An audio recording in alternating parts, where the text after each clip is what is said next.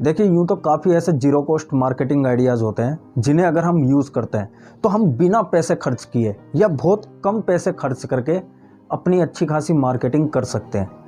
लेकिन कभी कभी क्या होता है कि हमारा जो प्रोडक्ट है वो इस तरह का होता है जिसके लिए अगर हमें इफ़ेक्टिव मार्केटिंग करनी है, अगर ज़्यादा कस्टमर लाने हैं, ज़्यादा लीड्स जनरेट करनी है, तो हमें अच्छा पैसा खर्च करना पड़ता है। तो जब आप अपनी मार्केटिंग के लिए पैसा खर्च करोगे तो वो पैसा कहीं बेकार न जाए। कहीं ऐसा ना हो कि आपने 100 रुपये खर्च किए लेकिन आपको 100 रुपये का भी फ़ायदा नहीं हुआ। बल्कि अगर हम मार्केटिंग पर 100 रुपये लगा रहे हैं तो हमें 1000 रुपये का फ़ायदा मिले। तो इसके लिए आपको मार्केटिंग करने से पहले किन चीज़ों का ध्यान रखना है, उसके बारे में आज हम इस वीडियो में बात करेंगे। तो वीडियो को शुरू करते हैं, लेकिन उससे पहले अगर आप हमारे बिजनेस मास्टरी 2.0 प्रोग्राम के बारे में जानना चाहते हैं तो आप दिए गए नंबर पर हमें व्हाट्सअप करिए। आपको व्हाट्सअप पे पूरी जानकारी सेंड कर दी जाएगी। और इसके अलावा आप डिस्क्रिप्शन भी चेक कर सकते हैं, डिस्क्रिप्शन में भी इस प्रोग्राम के बारे में डिटेल्स दी गई है। अब देखिए, जो मैं आपको बता रहा हूँ उसे ज़रा ध्यान से समझिए। आपको हमेशा मार्केटिंग करने से पहले 3 चीज़ों पर ध्यान देना है। पहला काम आपको ये करना होगा, हमें अपनी एग्जैक्ट टारगेट ऑडियंस को पहचानना है कि वो कौन लोग हैं जो वास्तव में हमारे कस्टमर बन सकते हैं, जो हमारा प्रोडक्ट परचेस कर सकते हैं, जिनके लिए हमारा प्रोडक्ट है। हमें हर किसी के सामने अपनी मार्केटिंग नहीं करनी है, हमें केवल उन्हीं लोगों के सामने अपनी मार्केटिंग करनी है जो वास्तव में हमारे कस्टमर बन सकते हैं। इसलिए सबसे पहला काम हमारा क्या होगा, अपनी टारगेट ऑडियंस को पहचानना कि हमारा आइडियल कस्टमर कौन है। आप देखिए कि आप जो प्रोडक्ट दे रहे हैं वो बच्चों के लिए हैं, यंगस्टर के लिए है या बड़े बुजुर्गों के लिए है। क्या वो गर्ल्स के लिए है, बॉयज़ के लिए है? क्या वो गांव के लोगों के लिए है, शहर के लोगों के लिए है? क्या वो जॉब करने वाले लोगों के लिए है या बिजनेस करने वाले लोगों के लिए है? क्या वो लो इनकम लोगों के लिए है या हाई इनकम लोगों के लिए? तो ये अलग अलग फैक्टर्स होते हैं जिनके जरिए हम क्या है, कस्टमर की डेमोग्राफी को समझ सकते हैं। उसके बेस पर आपको अपने आइडियल कस्टमर की प्रोफाइल को तैयार करना है कि हाँ, एग्जैक्टली ये लोग हैं जो मेरे कस्टमर बन सकते हैं, जो मेरा प्रोडक्ट परचेस कर सकते हैं। तो सबसे पहला काम आपको ये करना है, अपनी टारगेट ऑडियंस को पहचानना है। अब इसके बाद दूसरा काम आपको ये करना है कि जब हम अपनी मार्केटिंग करेंगे तो हम क्या मैसेज अपनी टारगेट ऑडियंस तक पहुंचाएंगे।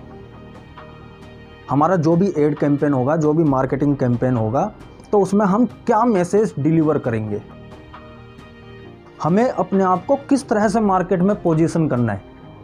क्या हमें अपने आप को एक ब्रांड के रूप में दिखाना है? क्या हमें अपने आप को एक क्वालिटी प्रोडक्ट के रूप में दिखाना है? या हमें एक वैल्यू फॉर मनी के रूप में दिखाना है कि भैया हमारा प्राइस कम है लेकिन क्वालिटी बढ़िया है? या हमें एक सस्ते प्रोडक्ट के रूप में दिखाना है? तो हमें ये पहले से सब कुछ क्लियर करना होगा कि जो भी हम अपना मैसेज अपनी टारगेट ऑडियंस तक डिलीवर करेंगे तो उसके ज़रिए हम किस तरह से खुद को पोजीशन करना चाहते हैं।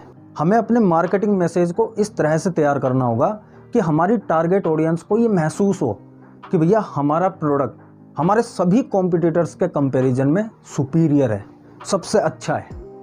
अगर वो हमारा प्रोडक्ट परचेस करने का डिसीजन लेते हैं तो ये बिल्कुल सही डिसीजन है। ये चीज़ हमें उन्हें महसूस करानी होगी।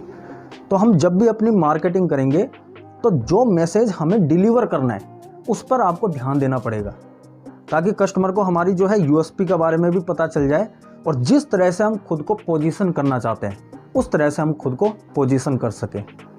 तो दूसरा काम हमें करना है अपना मार्केटिंग मैसेज तैयार करने पर। जो भी हमारा एड कैंपेन होगा तो उसमें हम क्या मैसेज अपनी टारगेट ऑडियंस तक डिलीवर करेंगे, हम अपने बारे में किस तरह से बताएंगे, हमें अपने प्रोडक्ट को किस तरह से मार्केट में पोजीशन करना है। अब इसके बाद जो तीसरा काम है वो ये कि देखिए, हमें ये समझ में आ गया कि हमारी टारगेट ऑडियंस कौन है, हमें किन लोगों के सामने अपनी मार्केटिंग करनी है, और हमें ये भी समझ में आ गया कि हमें क्या मैसेज डिलीवर करना है, क्या बताना है।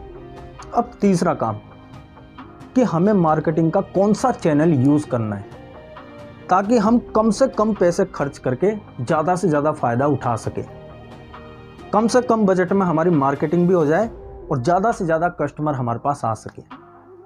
तो जो ये तीसरा काम है, इसमें आपको तसल्ली से समझना पड़ेगा कि आप जिस तरह की इंडस्ट्री में, आप जिस तरह का प्रोडक्ट दे रहे हैं, आपके जिस तरह के कस्टमर हैं, उसके हिसाब से आपको मार्केटिंग का कौन सा चैनल यूज़ करना है। क्या आपको ऑनलाइन मार्केटिंग करनी चाहिए या ऑफलाइन मार्केटिंग करनी चाहिए। अगर आपको ऑनलाइन मार्केटिंग करनी चाहिए तो भैया ऑनलाइन मार्केटिंग में भी सैकड़ों तरीके होते हैं और हर तरीका हर बिजनेस में काम नहीं आता। अगर मान लीजिए आपकी एक आईटी कंपनी है तो आपके लिए अलग तरीका काम आएगा। अगर आपका एक कोचिंग सेंटर है आपके लिए अलग तरीका काम आएगा। अगर आप एक मैन्युफैक्चरर है या होलसेलर है तो आपके लिए अलग तरीका काम आएगा। और अगर मान लो ऐसा भी हो सकता है कि आपका बिजनेस इस तरह का हो जहां ऑनलाइन मार्केटिंग से कोई फ़ायदा ही नहीं है, आपको ऑफलाइन मार्केटिंग करनी होगी, तो ऑफलाइन मार्केटिंग भी आप किस तरह से करेंगे इसके बारे में आपको ध्यान देना पड़ेगा। तो जो ये तीसरा काम है इसमें आपको ये समझना है कि भैया हमें किस तरह से अपनी मार्केटिंग करनी है, हम किस तरह से अपना मार्केटिंग मैसेज अपनी टारगेट ऑडियंस तक पहुंचाएंगे ताकि हमारे ज़्यादा से ज़्यादा टारगेट ऑडियंस को हमारे प्रोडक्ट के बारे में पता चल सके और वो हमारे प्रोडक्ट को परचेज कर सके। तो कुल मिलाकर आपको मार्केटिंग करने से पहले ये 3 काम करने हैं। पहला, अपनी टारगेट ऑडियंस को पहचानना है। दूसरा, हमें क्या मैसेज डिलीवर करना है, खुद को किस तरह से पोजीशन करना है, अपने प्रोडक्ट के बारे में किस तरह से बताना है। और तीसरा काम कि हमें किस तरह से अपनी मार्केटिंग करनी है, हमें मार्केटिंग के किस चैनल के जरिए अपना मैसेज अपनी टारगेट ऑडियंस तक पहुंचाना है। तो अगर आप ये 3 काम करके इन 3 चीज़ों पर ध्यान देकर फिर अगर अपनी मार्केटिंग करोगे तो आपकी मार्केटिंग एक इफ़ेक्टिव मार्केटिंग होगी। मार्केटिंग पे खर्च किया हुआ आपका एक भी रुपया बेकार नहीं जाएगा। अगर आप 100 रुपये लगाओगे तो आपको 1000 रुपये का फ़ायदा मिलेगा। तो अगर आपको ये वीडियो पसंद आया हो, ये जानकारी पसंद आई हो तो इसे लाइक ज़रूर करिए और कमेंट में बताइए कि आपको ये वीडियो कैसा लगा। और इस चैनल को सब्सक्राइब करिए ताकि आप मेरे साथ जुड़े रहें, आपको मेरी हर आने वाली वीडियो मिलती रहे। और इस वीडियो को दूसरों के साथ भी शेयर करिए ताकि क्या पता आपके ज़रिए किसी और की भी हेल्प हो जाए। तो मिलता है नेक्स्ट वीडियो में।